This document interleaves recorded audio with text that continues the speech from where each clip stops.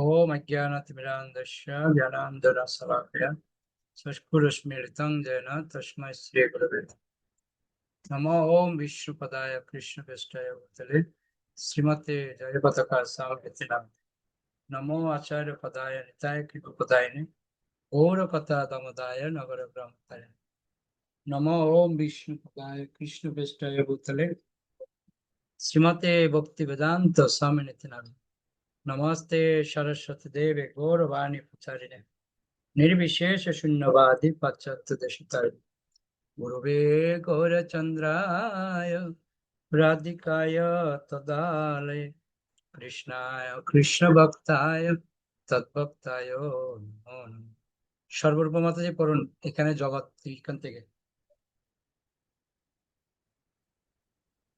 হরে কৃষ্ণ প্রভু প্রণাম। ভগবদ গীতা সপ্তম অধ্যায়ে 5 নম্বর শ্লোক বলা হয়েছে। এখানে জগৎ শব্দটি খুবই তাৎপর্যপূর্ণ। আক্ষরিক অর্থে এর মানে হচ্ছে যা অনবরত চলমান, অর্থাৎ জড় প্রকৃতি। একটি নদীর প্রবাহমানতা ও জগতের আর একটি উদাহরণ হতে পারে। নদী কোনো সময় থেমে থাকে না, তেমনি সময়ের রথে আরোহণ করে এই জড় প্রকৃতিও নিরন্তর প্রবাহমান।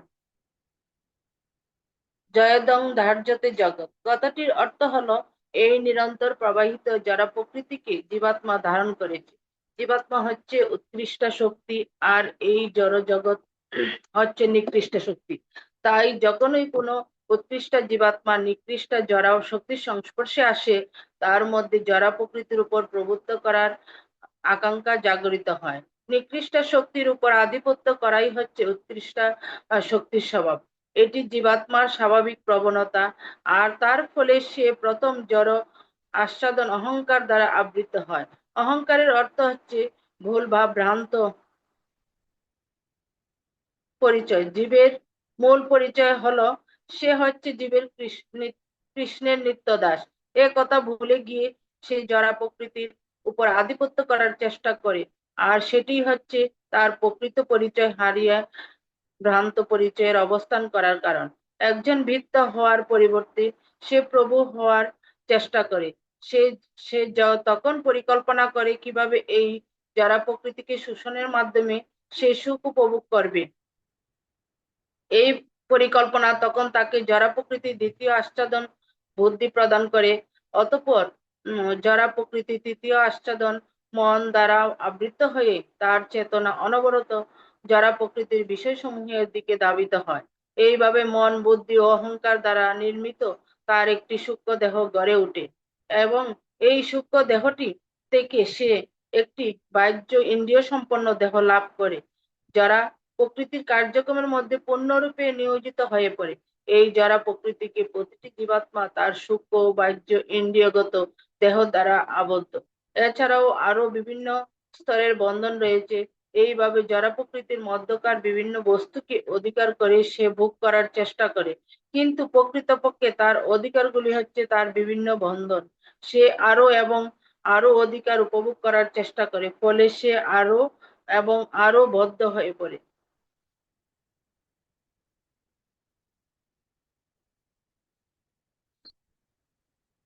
বন্ধন মানে হচ্ছে দুঃখ কষ্ট ভোগ। তাই যদি কেউ সত্যি সত্যি আনন্দ লাভ করতে ইচ্ছুক হয়, তাকে বন্ধন মুক্ত হতে হবে। আর কিভাবে কেউ মুক্ত হতে পারে? কেবলমাত্র তার যা কিছু আছে সেসব ত্যাগ করেই কি কেউ মুক্ত হতে পারে? না, মুক্ত হবার একমাত্র উপায় হচ্ছে সমস্ত কিছু তার প্রকৃত মালিকের কাছে নিবেদন করা। যদি কেউ বলে আমি আমার সমস্ত টাকা পয়সা পরিত্যাগ করব, তবুও তার পক্ষে সেই বন্ধন মুক্ত হওয়া সম্ভব নয়। সে বাহত তা ত্যাগ করলেও অন্তস্থ আসক্তি থেকেই যায়। সে সেটি ত্যাগ করা সত্ত্বেও তার মনে স্মৃতিটি তখনও থেকে যায়।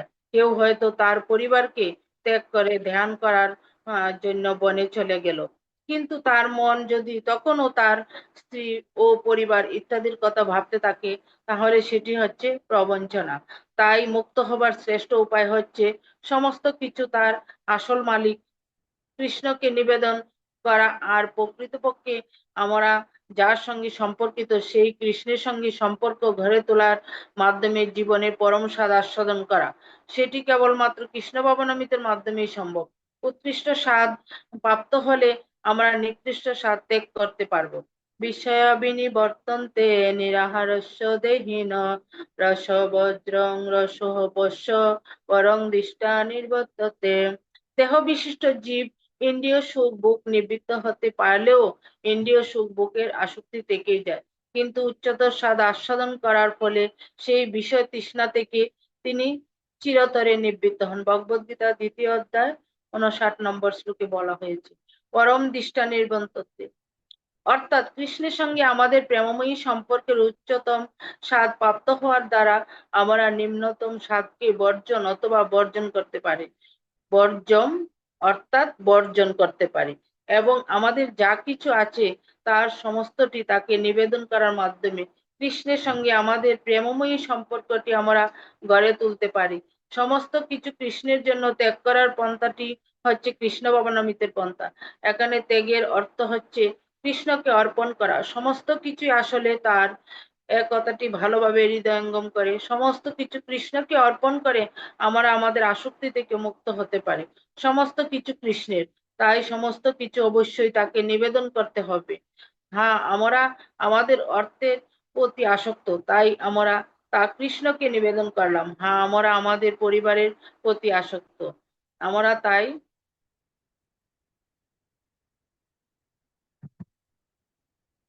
তাই আমাদের পরিবারের সদস্যদের কৃষ্ণের সেবায় নিযুক্ত করলাম। আমরা আমাদের দেহের প্রতি আসক্ত, তাই আমরা আমাদের দেহকে কৃষ্ণের উদ্দেশ্যে নিবেদন করলাম। আমাদের সমস্ত আসক্তিগুলোকে কৃষ্ণকে নিবেদন করার মাধ্যমে আমরা মুক্ত হয়ে যাই। একজন ভক্তই হচ্ছে একমাত্র ব্যক্তি যিনি জড় আসক্তি থেকে মুক্ত হয়ে আনন্দময় হতে পারেন। আমেরিকায় জনগণের জীবনযাত্রার মান ও আয় ইত্যাদি বিষয়ে কিভাবে একটি পরিসংখ্যান গ্রহণ করা হচ্ছিল সে বিষয়ে কিছুদিন আগে আমাকে বলা হলো। এ বিষয়ে পরিসংখ্যান গ্রহণকারী এক মহিলা একজন তরুণ ব্রহ্মচারী ভক্তের সাক্ষাৎকার নিচ্ছিলেন।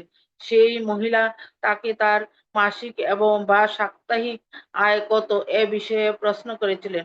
ভক্তটি জানালো তার কোনো আয় নেই। মহিলাটি তখন তাকে তার সম্পত্তির বিষয়ে প্রশ্ন করলেন। আমরা কোন আপনার কোন বাড়ি আছে কি? না। আপনার কোনো গাড়ি আছে কি? না। আপনার স্ত্রী রয়েছে? না। আপনার কোনো মেয়ে বন্ধু আছে? না। আপনার কোনো ব্যাংক অ্যাকাউন্ট আছে? না। ব্রহ্মচারী ভক্তের সমস্ত উত্তর হলো না। অর্থাৎ সেই প্রশ্নকারী মহিলা তীক্ষ্ণ স্বরে বলে উঠলেন, তাহলে আপনি এত সুখী কেন? সেই মহিলা জানতেন না যে কোনো কিছুর অধিকারী না হওয়াই সুখী, একমাত্র পথ। জড় প্রকৃতিতে সকলেই মনে করে যে তাদের যদি কোনো কিছু না থাকে তাহলে তারা আনন্দ উপভোগ করতে পারবে না। তারা ভাবে যে আনন্দ উপভোগ করার জন্য কারোর অবশ্যই কিছু থাকতে হবে। এই জাগতিক ধারণাটি সম্পূর্ণ ভুল।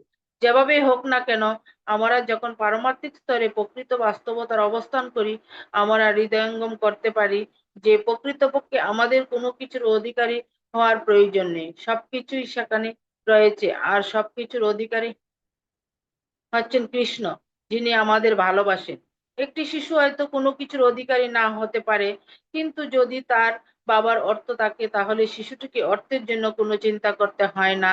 তার বাবাই তার সমস্ত প্রয়োজনের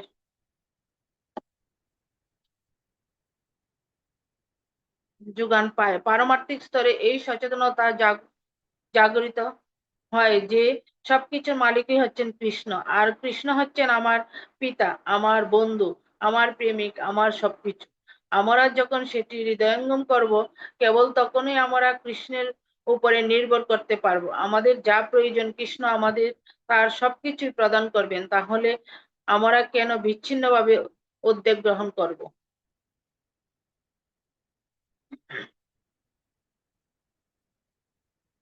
আপনি কি কল্পনা করতে পারেন কৃষ্ণের উপর নির্ভরশীল প্রত্যেকে কতটা ভারমুক্ত এবং উদ্বেগহীন? কেবলমাত্র কৃষ্ণকে গ্রহণ করার মধ্যেই ব্যাপারটা লুকিয়ে আছে। সর্বধর্মাन् পরিত্যজ্য মামেকং শরণং ব্রজ অহং তাং সর্বপাপেভ্যো মোক্ষয়িষ্যামি মা শুচঃ। সমস্ত ধর্ম পরিত্যাগ করে কেবল আমার শরণাগত হও, আমি তোমাকে সমস্ত পাপ থেকে মুক্ত করব। সে বিষয়ে তুমি কোনো দুশ্চিন্তা করো না। ভগবদ্গীতা 18 অধ্যায়ে 66 নম্বর শ্লোকে বলা হয়েছে। প্রকৃতপক্ষে আসক্তি হচ্ছে বন্ধন, যা এই জড়া প্রকৃতিতে আমাদের বেঁধে রাখে। এমন নয় যে আমাদের হাত পা বেঁধে রাখা হয়, কিন্তু আমরা আমাদের হৃদয়ের দ্বারা আবদ্ধ থাকি। কেউ হয়তো তার স্বামী বা স্ত্রীর প্রতি আসক্ত, সেটির প্রকৃত অর্থ কি দাঁড়ায়? এর অর্থ হচ্ছে তার স্ত্রী বা স্বামী তাকে এই জড়া প্রকৃতিতে খুব সুন্দরভাবে বেঁধে রেখেছে। কেউ হয়তো তার অর্থ, তার গৃহ বা তার গাড়ির প্রতি আসক্ত। এই ধরনের অসংখ্য বন্ধন রয়েছে। আমরা যখন কৃষ্ণ ভাবনাময় হয়ে পরমেশ্বর ভগবান কৃষ্ণকে গ্রহণ করি, তখন জাগতিক আসক্তির সকল বন্ধনই ছিন্ন হয় এবং আমাদের হৃদয়ের সকল সংশয়ের বিনাশ হয়। কেবলমাত্র কৃষ্ণের সঙ্গে সম্পর্কিত হয়ে আনন্দময় হয়ে ওঠা তাই খুবই সহজ। আমরা তৎক্ষণাৎ মুক্ত ও আনন্দিত হব। কৃষ্ণ ভাবনামৃতে কোনো কর্ম নেই। আমরা কেবলমাত্র কৃষ্ণের লীলা সমূহে অংশগ্রহণ করছি। লীলা শব্দটি ক্রীড়ার সমার্থক, তাই ভক্তগণ কেবলমাত্র ক্রিয়া করেন। আমরা যখন মঙ্গল আরতিতে উপস্থিত থাকার জন্য প্রত্যুষে ঘুম থেকে উঠি, সেটি কি কোনো কর্ম? যদি আমাদের সঠিক চেতনাটি না থাকে তবে সেটি কর্ম। কিন্তু যদি সেটি কৃষ্ণ ভাবনায় ভাবিত হয়ে করি, সেটি অত্যন্ত আনন্দের। আমরা যখন নৃত্য কীর্তন করি, সেটি কি আমরা কর্মের জন্য করি? না, আনন্দবশত কেউ নৃত্য করে। যখন আমাদের হৃদয়ের অভ্যন্তরস্থ আনন্দ আমাদের দেহে প্রকাশিত হয়, সেটিকে নৃত্য বলা হয়। চিন্ময় প্রকৃতিতে কেবল সঙ্গীত ও নৃত্য রয়েছে। পারস্পরিক কথোপকথন, যে কোনো কথা বলা সহজ, সকলেই সঙ্গীতময়। চিন্ময় আকাশে সকলেই গান করছেন, আর সেখানে প্রতিটি মুহূর্তে নৃত্য রয়েছে। চিন্ময় প্রকৃতি এমনই আনন্দময়। ছিল প্রভুপাদের কৃপায় আমাদের কেবলমাত্র সকল আসক্তিকে কৃষ্ণের কাছে সমর্পণ করার মাধ্যমে আমরা নিজেদেরকে সেই চিন্ময় প্রকৃতিতে রূপান্তরিত করার অপূর্ব সুযোগ লাভ করছি। আমরা এই পন্থাটি গ্রহণ করব কিনা সেটি আমাদের উপর নির্ভর করছে। শ্রীল প্রভুপাদ বলছেন যে 1 মিনিটের মধ্যে, না 1 মিনিটও নয়, 1 সেকেন্ডের মধ্যে কেউ নিজে কেবলমাত্র কৃষ্ণের কাছে পূর্ণ আত্মসমর্পণের মাধ্যমে চিন্ময় প্রকৃতিতে রূপান্তরিত করতে পারেন। ওকে ওকে যত ওকে। শীঘ্র হরে কৃষ্ণ বলবো। সদানন্দিনী মাতাজি পড়ুন।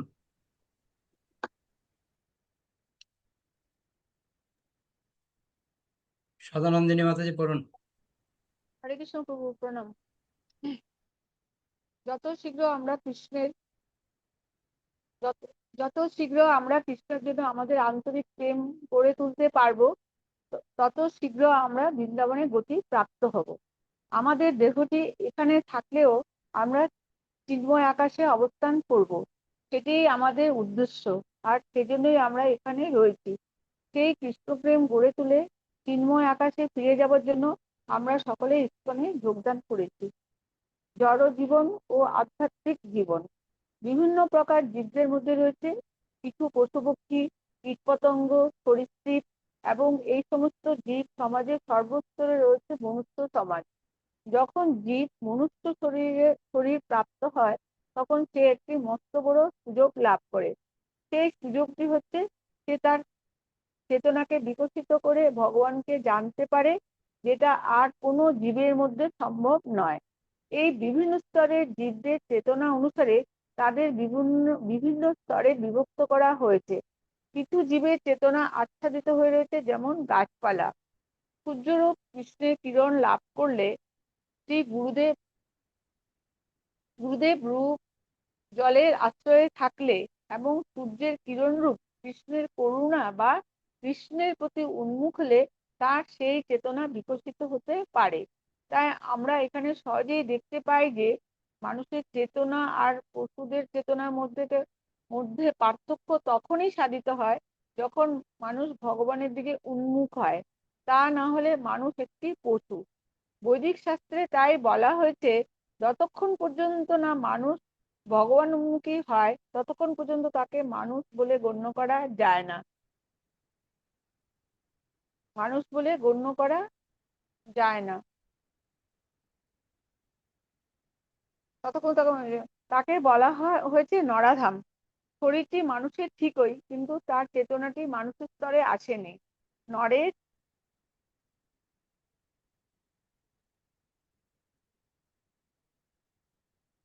নরের অধম, অর্থাৎ নরের স্তর থেকে তারা অধম স্তরে রয়েছে। অতএব মানুষকে তখনই মানুষ বলে গণনা করা হয় যখন মানুষ ভগবান উন্মুখী হয়, কেননা তখনই তার চেতনা বিকশিত হতে শুরু করে।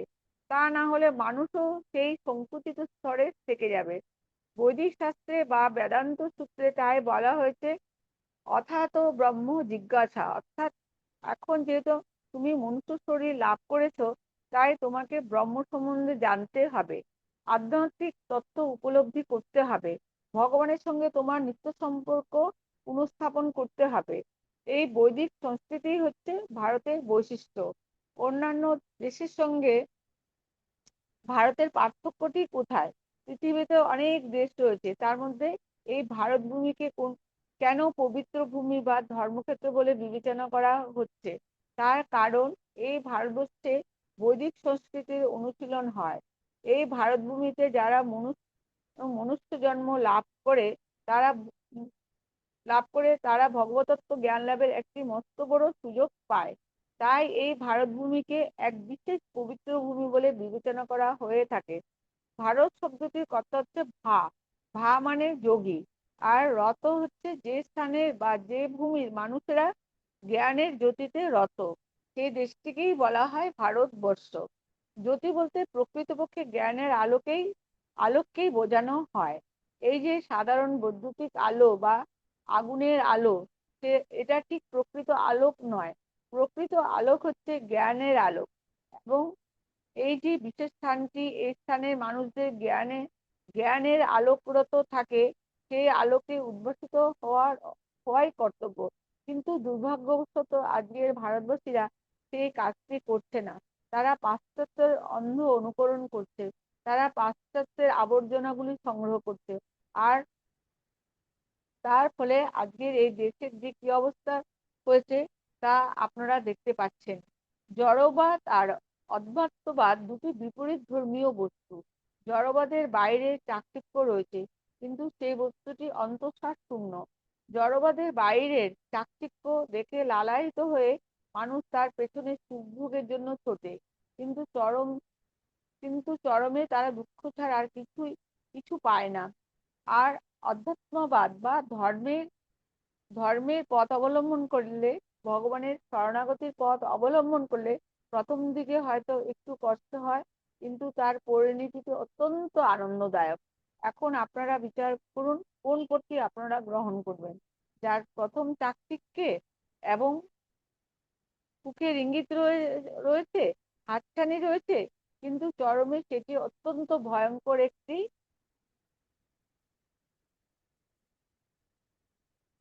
একটি রূপ নিয়ে আমাদের সর্বনাশ সাধন করে সেই পথটি গ্রহণ করবেন না, যে পথটি গ্রহণ করলে আমাদের পরম কল্যাণ সাধিত হয়।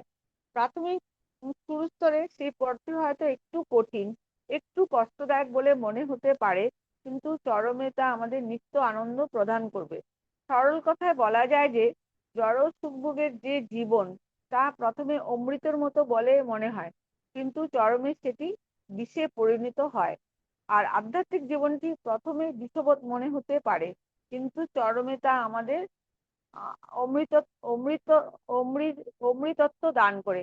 এখানে আমাদের বিবেচনা করতে হবে আমরা কোন পথটি, দেখা যাচ্ছে না,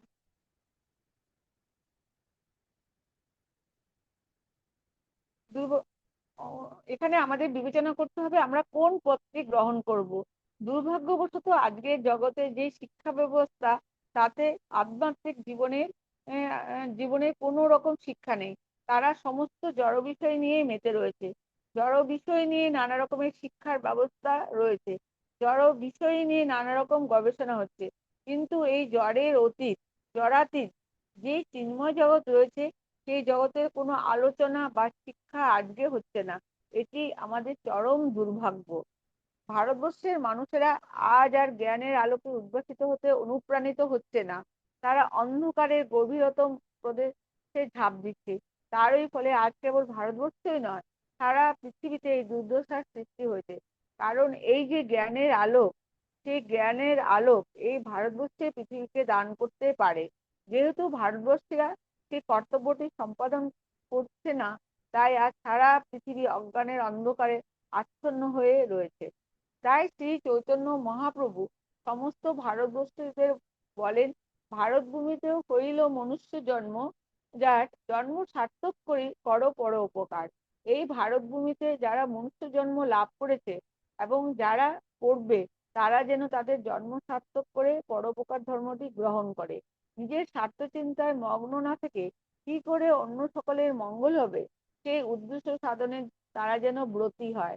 সেই পরোপকার ধর্মটি কি রকম, সে কথা বিশ্লেষণ করে মহাপ্রভু বললেন, যারে দেখো তারে কহ কৃষ্ণ উপদেশ, আমার আজ্ঞায় গুরু হইয়া তার এই দেশ। তুমি যাকে দেখো, যার সঙ্গে তোমার সাক্ষাৎ হয়, যার সঙ্গে তোমার পরিচয় হয়, তাকে তুমি কৃষ্ণ উপদেশ দাও। কৃষ্ণ যে উপদেশগুলি দিয়েছেন সেই উপদেশটি দাও। ভগবত গীতায় ভগবান যে কথা বলেছেন সে কথা তাদের শোনাও। শ্রীমদ ভাগবতে ভগবান যে সম্বন্ধে ভগবান সম্বন্ধে যে কথা বলা হয়েছে সেই কথাগুলো তুমি তাদের শোনাও। এই দায়িত্বটি শ্রী চৈতন্য মহাপ্রভু প্রতিটি ভারতবাসীকে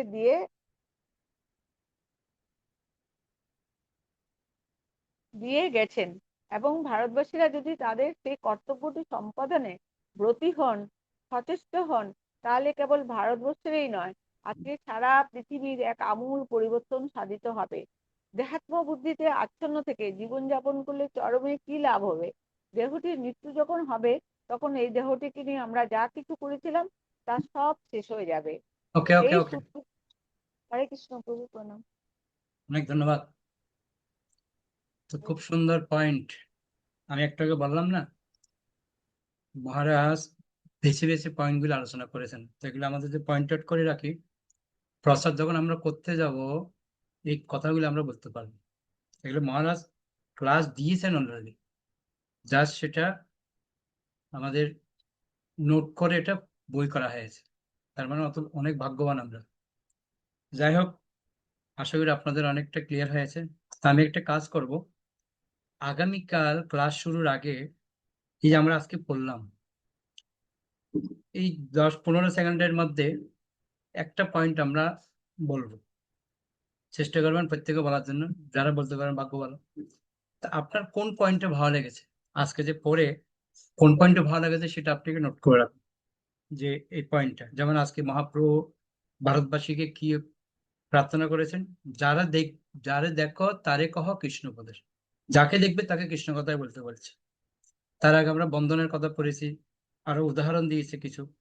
তো এই পয়েন্টগুলি থেকে একটা পয়েন্ট আপনি নোট করে রাখবেন, মোটামুটি 2 থেকে 3টা পয়েন্ট নোট করে রাখবেন। এবার বলার সময় যদি কেউ বলে ফেলে আরেকটা পয়েন্ট আপনি বলবেন, যে আগে বলবে সে খুব ভালো। ওকে, অনেক ধন্যবাদ সবাইকে। আর সবাই মিল ওয়াকি টু মায়াপুর, এই বইটা সবাই কালেক্ট করে নেবেন। আমাদের এই নিত্যানন্দের পথনির্দেশ শেষ হলেই আমরা মিল ওয়াকি টু মায়াপুরটা পড়বো। খুব ভালো একটা বই, আমরা অনেকে জানি না। আমরা দীক্ষা নিয়েছি ঠিকই, গুরুদেব সম্বন্ধে আমরা অনেকে জানি না। তো মিল ওয়াকি টু মায়াপুরটা আমরা পড়বো সবাই মিলিতভাবে, তাহলে আনন্দ পাবো, জানতে পারবো গুরু মহারাজের জীবন সম্পর্কে। ওটা শেষ হয়ে গেলে তারপর আমরা ভক্তিশালী গুরু মহারাজের একটা বই আছে, ওটা আমরা পড়বো। এইভাবে আমরা বিভিন্ন গুরুদের সম্বন্ধে আমরা জানবো। যেমন প্রভুপাদ সম্পর্কে আমরা অনেক জেনেছি, পড়েছি, এরকম আমরা একটা মহান বৈষ্ণবের জীবনীগুলি যখন আমরা পড়বো, বিস্তারিত আমরা জানতে পারবো।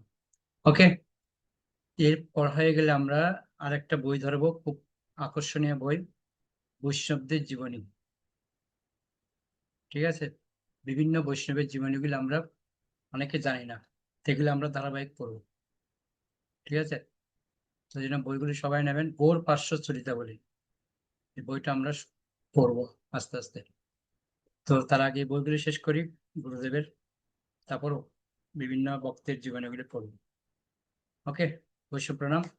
বাঞ্ছা কল্পতরুভ্যশ্চ কৃপা সিন্ধুভ্যেব চ পতিতানাং পাবনেভ্যো বৈষ্ণব প্রণাম।